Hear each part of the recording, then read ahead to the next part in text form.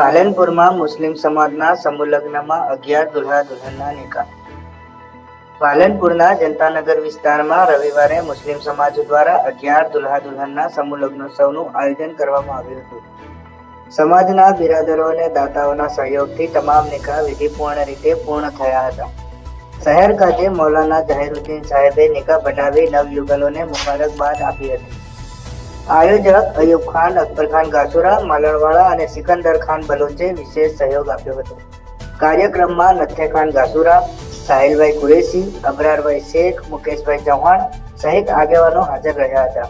મોંઘવારીના સમયમાં આવા સમૂહ લગ્નોત્સવ આર્થિક રીતે નબળા વર્ગ માટે આશીર્વાદરૂપ બની રહ્યા છે. અહેવાલ તૌફિક સિંધી, એમડી ન્યૂઝ ગુજરાતી, પાલનપુર.